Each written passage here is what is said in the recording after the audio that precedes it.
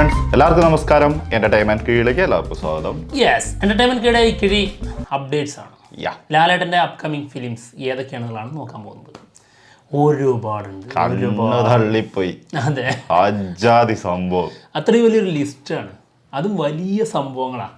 എന്തായാലും ബറോസാണ് ലാസ്റ്റ് നമ്മുടെ ലാലേട്ടൻ്റെതായിട്ട് പുറത്തു വന്ന സിനിമ. ആൾ തന്നെ സംവിധാനം ചെയ്ത സിനിമയാണ്. സിനിമക്ക് പറ്റിയത് എന്താണെന്നുള്ളതൊക്കെ നമുക്കറിയാലോ. അത് പോട്ടെ, എന്തായാലും ഇതോടെ തീർന്നു എന്ന് കരുതാം. എന്ത് ഈ കഷ്ടകാലം.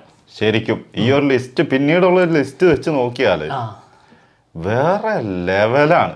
അതെ, അത് അത്രയ്ക്കുണ്ട്. ഇപ്പോൾ നമ്മുടെ ലാലേട്ടൻ്റെ അവസ്ഥയെ കുറിച്ച് ചിന്തിച്ച് കഴിഞ്ഞാൽ നമുക്ക് ഭയങ്കരമായിട്ട് വിഷമം തോന്നുന്നൊരു കാര്യം, ആകെ ശരിക്കും ഒരു നേര്, പിന്നെ ജയിലർ സിനിമയുടെ ഒരു കാമിയോ, ഈ രീതിയിലുള്ള നമുക്കൊരു സന്തോഷമുള്ളൂ. പക്ഷേ ഇനി അങ്ങോട്ട് അങ്ങനെയല്ല. 2025 ആളുടെ സ്വന്തം വർഷമായിരിക്കും. അതിനുള്ള അതായത് ഹിറ്റുകളുടെ ഒരു തുടർച്ച തന്നെയായിരിക്കും സംഭവിക്കാൻ പോകുന്നത്. അതിന് 2025 ജനുവരിയിൽ തന്നെ തുടരും എന്ന സിനിമ വരും. ഉറപ്പിച്ച് എഴുതിയിട്ടോ, സൂപ്പർ ഹിറ്റായിരിക്കും ആ സിനിമ. നമ്മൾ കണ്ടു കഴിഞ്ഞ് ഇറങ്ങിക്കഴിയുമ്പം നമ്മൾ പറയാൻ പോകുന്ന സംഭവം തന്നെയായിരിക്കും. തുടങ്ങി മക്കളെ, ഇനി അങ്ങോട്ട് തുടരും. ഇത് തുടരും തീർച്ചയായിട്ടും.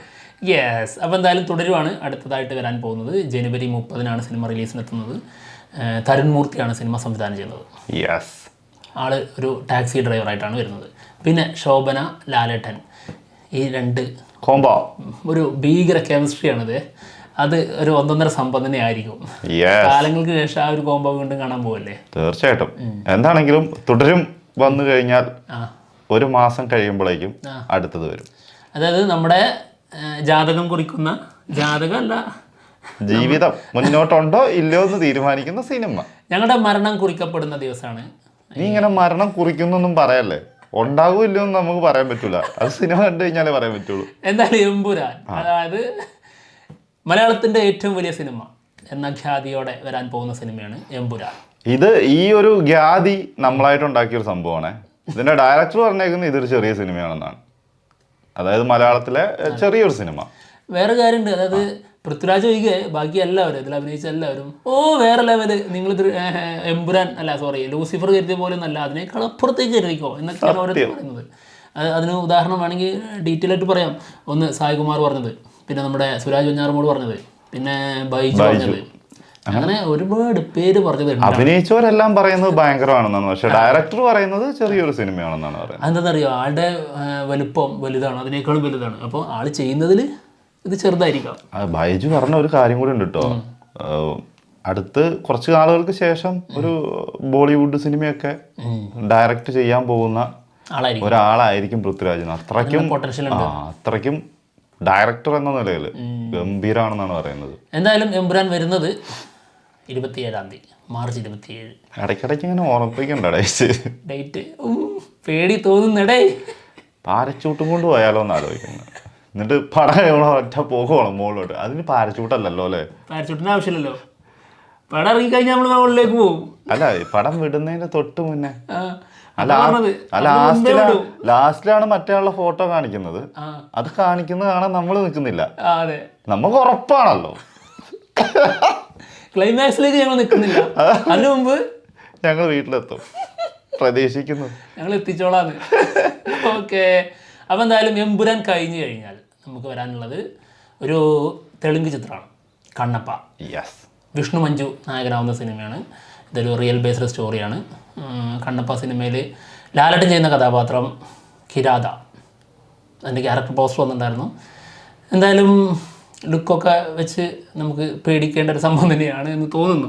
തീർച്ചയായിട്ടും. മേ ബി ഒരു ട്രോൾ മെറ്റീരിയൽ ആവാൻ സാധ്യത കാണുന്നുണ്ട്.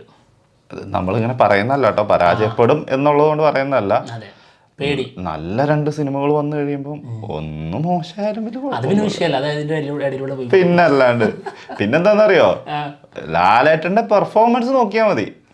ആ സിനിമയിൽ അല്ലെങ്കിൽ അന്യഭാഷയിൽ നിന്ന് വരുന്ന സിനിമകൾ മറ്റുള്ളതെല്ലാം നോക്കിയിട്ട് കാര്യമൊന്നുമില്ല. ലാലേട്ടന്റെ സംഭവം ട്രോൾ മെറ്റീരിയൽ ആവാതെ ഗംഭീരമാക്കിയാൽ അത് നമ്മളിപ്പോൾ പോസിറ്റീവ് പറയുള്ളൂ. ലാലേട്ടൻ പൊളിച്ചു എന്ന് പറയും, അത്ര തന്നെ. നമുക്കത് മാത്രം മതി, അവിടെ സേഫായാൽ മതി, പറയാൻ പറ്റിയാൽ മതിയായിരുന്നു. അതെ. കണ്ണപ്പ സിനിമ റിലീസിനെത്തുന്നത് ഏപ്രിൽ 25 അടുത്തതായിട്ട് മറ്റൊരു സിനിമ ഉണ്ട്, ഹൃദയപൂർവ്വം. Feel good move. ഇത് തുടരും അതായത് നമ്മുടെ സത്യനന്ദിക്കാട് സംവിധാനം ചെയ്യുന്ന സിനിമയാണ്. ലാലേട്ടൻ്റെ സത്യനന്ദിക്കാടിൻ്റെ ഒരുമിച്ചുള്ളൊരു സിനിമ കുറേ കാലത്തിന് ശേഷം വരുന്നു. ഓഗസ്റ്റ് 28, അതായത് ഓണം. അതെ, 2025 ഓണം പിടിക്കാനുള്ള പ്ലാനാണ്. ഓണം പിടിക്കാനാണ്.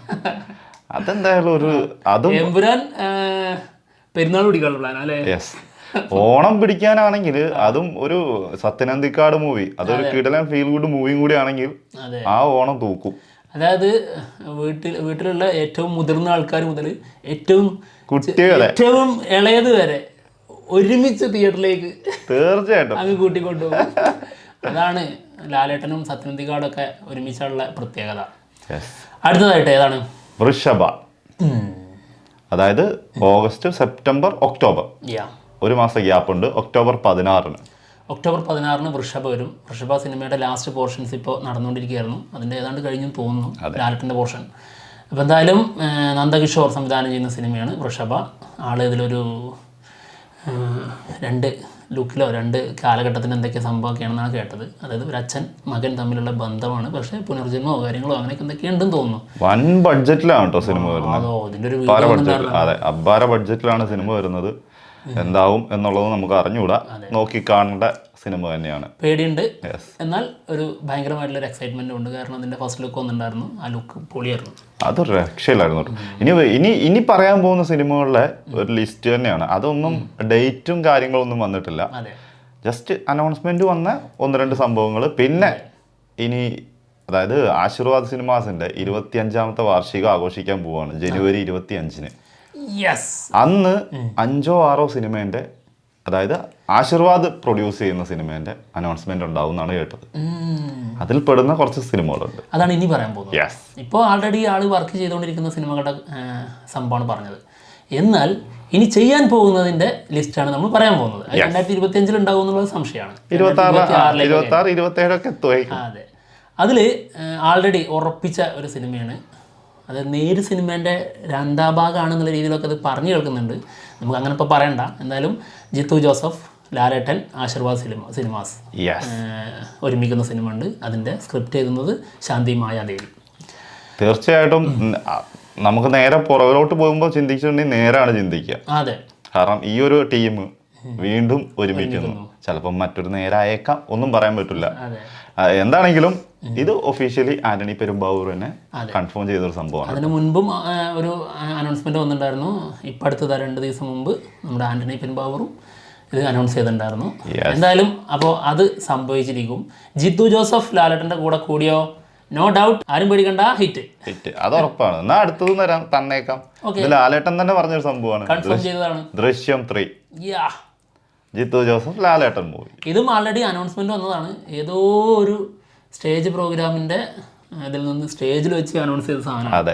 എന്തായാലും ഇത് നടക്കോ ഇല്ലയോ എന്നുള്ളതിൻ്റെ ഒരു ചെറിയ കൺഫ്യൂഷനൊക്കെ ഉണ്ടായിരുന്നു. പ്രത്യേകിച്ച് ജിത്തു ജോസഫ് പല ഇൻ്റർവ്യൂസിനും വരുമ്പോൾ അതിൻ്റെ സാധ്യത വളരെ കുറവാണെന്നുള്ള രീതിയിലാണ് പറഞ്ഞുകൊണ്ടിരുന്നത്. പക്ഷേ ദൃശ്യം 3 സംഭവിക്കുമെന്നുള്ളത് ഏതാണ്ട് കൺഫേം ആയിരിക്കുന്നു. ലാലേട്ടൻ തന്നെ പറഞ്ഞ സ്ഥിതിക്ക് അതെന്തായാലും നടക്കും. അതെ, പിന്നെ അതും ഏകദേശം ഒരു അനൗൺസ്മെന്റ് ആയിട്ട് തന്നെ വന്നതാണ്. ഇനി ആള് ഈ അടുത്ത് ഒരു ഗലാട്ട TV അങ്ങനെ ഏതൊരു ചാനലിന് കൊടുത്ത ഒരു ഇൻ്റർവ്യൂ ഉണ്ട്. അതായത് വീഡിയോ കോളിൽ കൊടുത്ത ഇൻ്റർവ്യൂ ആണ്. അതിൽ ആള് പറയുന്നുണ്ട് ഇതിനെക്കുറിച്ച്. പിന്നെ അത് മാത്രമല്ല, അപ്പോൾ പറയുന്നുണ്ട് ക്യാമറ നോക്കിയിട്ടാണ് പറഞ്ഞിരിക്കുന്നത്, നടക്കുമായിരിക്കുമല്ലേ. അപ്പോൾ പറഞ്ഞു ഇതെൻ്റെ ദൈവമാണ്, ക്യാമറ എൻ്റെ ദൈവമാണ്, അപ്പോൾ എന്തായാലും നടന്നിരിക്കും എന്നുള്ള രീതിയിൽ തന്നെയാണ് ആള് പറഞ്ഞിരിക്കുന്നത്. അപ്പം അതെന്തായാലും നമുക്ക് ഉറപ്പിച്ചു വെക്കാം. ഇനി അങ്ങോട്ട് വരുന്നതാണ് ഈ ജനുവരി 25-ന് ശേഷം അനൗൺസ് ചെയ്യാനിരിക്കുന്ന ആശീർവാദ് സിനിമാസ്. ദൃശ്യം 3 ഏതാണ്ട് ഈ ദിവസം ഒഫീഷ്യലായിട്ട് തന്നെ അനൗൺസ്മെന്റ് ദൃശ്യം 3 ഉണ്ടാവും എന്നുള്ളത് കേൾക്കുന്നുണ്ട് കേട്ടോ. എന്താണെങ്കിലും ഇനി വരാനിരിക്കുന്ന മൂവികൾ, ഒന്ന് കിഷാന്ത് മൂവി, ലാലേട്ടൻ കിഷാന്ത് മൂവി. റൂമേഴ്സ് വന്ന സംഭവം തന്നെയാണ്. പിന്നെ കിഷാന്ത് ഏതോ ഒരു വീഡിയോയിൽ പറഞ്ഞിട്ടുണ്ടായിരുന്നു ഇന്റർവ്യൂവിൽ, അതായത് ഏതാണ്ട് അതിന്റെ കാര്യങ്ങളൊക്കെ നടക്കുന്നു എന്നുള്ളത്. അപ്പോൾ എന്തായാലും അതുണ്ട് എന്നുള്ളത് തന്നെയാണ് നമ്മൾ അറിഞ്ഞത് കേട്ടോ. തീർച്ചയായിട്ടും അതിന്റെ അനൗൺസ്മെന്റ് ഉണ്ടാവും എന്നാണ് കേൾക്കുന്നത്. പിന്നൊന്ന് ആരും അറിഞ്ഞിട്ടില്ലാത്ത മറ്റൊരു സംഭവമാണ് കേട്ടോ. അത് ഇപ്പൊ വെക്കണോന്ന് ലാസ്റ്റ് പറയണോ ഇപ്പൊ പറയണോന്നാണ് ലാസ്റ്റ് പറഞ്ഞത്. എന്നാ അത് അവിടെ കിടക്കട്ടെ. അടുത്തത് സസ്പെൻസ് ആണത്. പ്രിയദർശൻ ലാലേട്ടൻ മൂവി, അതായത് പ്രിയദർശന്റെ 100ാമത്തെ സിനിമ. അത് ലാലേട്ടൻ തന്നെ ആയിരിക്കും അതിൽ നായകനായിട്ട് വരുന്നത്. അത് ആശീർവാദ് സിനിമാസ് തന്നെയാണ് പ്രൊഡ്യൂസ് ചെയ്യുന്നതെന്ന് കേൾക്കുന്നുണ്ട്. ഓക്കെ, അപ്പോൾ അതിൻ്റെ അനൗൺസ്മെന്റ് ഉണ്ടാവാൻ സാധ്യത ഉണ്ട്. യെസ്, മേ ബി സംഭവിച്ചേക്കാം. ഏത് സിനിമയല്ല, അനൗൺസ്മെന്റ്. സിനിമ എന്തായാലും സംഭവിക്കും. അതിന്റെ സാധ്യതകൾ തന്നെയാണ് തുറന്നു വരുന്നത്. പിന്നെ അടുത്തത് ആവേശം, ജിത്തു മാധവ്. എൻ്റെ മോനെ എന്നുള്ളടത്ത് എടാ മോനെ എന്നുള്ളടത്ത് എൻ്റെ മോനെ ഞങ്ങളതാണ്. എൻ്റെ മോനെ അല്ലേ, സത്യം. എടാ മോനെ എന്നുള്ളടത്ത് എന്താ മോനെ, അതായത് ഇവിടുന്ന് എൻ്റെ മോനെ, അവിടുന്ന് എടാ മോനെ, അത് മാറിയിട്ട് എന്താ മോനെ, നിന്റെ മോനെ. എന്താണെങ്കിലും ജിത്തു മാധവ് മൂവി അതും ഏകദേശം ഉറപ്പിച്ചൊരു സംഭവം തന്നെയാണ്. ലാലേട്ടൻ തന്നെ പറഞ്ഞിട്ടുള്ളൊരു സംഭവമാണ്. പിന്നെ ഇതിന്റെ ഇടയ്ക്ക് മറ്റൊരു റൂമർ വന്നിട്ടുണ്ടായിരുന്ന സംഭവം ഉണ്ടായിരുന്നു, വിപിൻ ദാസ് മൂവിയിൽ ലാലേട്ടൻ ഉണ്ടാവും എന്നുള്ളത്. ഈ ജിത്തു മാധവൻ മൂവിയില്ലേ, അത് ബാംഗ്ലൂർ ബേസ് ചെയ്തിട്ടുള്ള സ്റ്റോറിയാണ്. അതെ. പിന്നെ അതായത് ബാംഗ്ലൂരിലെ സ്റ്റോറി മാത്രമേ ഇതുവരെ ജിത്തു മാധവൻ പറഞ്ഞിട്ടുള്ളൂ. അപ്പോൾ അവിടുത്തെ ഒരു പ്രത്യേക ക്യാരക്ടറായിട്ട് അങ്ങ് വന്നു കഴിഞ്ഞാൽ അതിലേക്ക് നമ്മുടെ രംഗണ്ണൻ്റെ വരവ് കൂടി ഉണ്ടെങ്കിൽ സെറ്റ് തൂഫാൻ. ഏത് ബോക്സ് ഓഫീസ് തൂഫാനാവും. രംഗണ്ണം വരുമോന്ന് അറിഞ്ഞൂടാ. എന്താണെങ്കിലും ലാലേട്ടൻ വന്നാൽ തന്നെ അത് തൂഫാനാണ്. പിന്നെന്തിനാണ് വേറെ ആരും വരേണ്ട ആവശ്യം. ഈ സിനിമകളിൽ ഏറ്റവും വലുതായി നിൽക്കും ജിത്തു മാധവനും ലാലേട്ടനും ഒരുമിക്കുന്നു എന്നുള്ള ഒരു സംഭവം. അതെ. അല്ല, അടുത്ത ഞാൻ പറഞ്ഞ ആളും വലിയ മോശമുള്ള ആളല്ല. അതല്ലാണ്ട് ഇതിന്റെ ഇടയ്ക്ക് ഇപ്പൊ പറഞ്ഞായിരുന്നു വിപിൻ ദാസ് മൂവി, അതും ഒട്ടും മോശമല്ല. അതും ഒരു ഫാൻ ബോയ് തന്നെയാണ്. ആള് ലാലേട്ടനെ വെച്ച് ചെയ്യുമ്പോ പിന്നെ മാത്രല്ല ഇന്നത്തെ കാലഘട്ടത്തിൽ ഇറക്കാൻ കഴിവുള്ള ഒരാളാണ്. ഇപ്പൊ വാഴ സിനിമയുടെ സ്ക്രിപ്റ്റ് ആളുടേതായിരുന്നു. ഗുരുവായൂർ അമ്പലനടയിൽ സംവിധാനം ചെയ്തതും ആള് തന്നെയായിരുന്നു.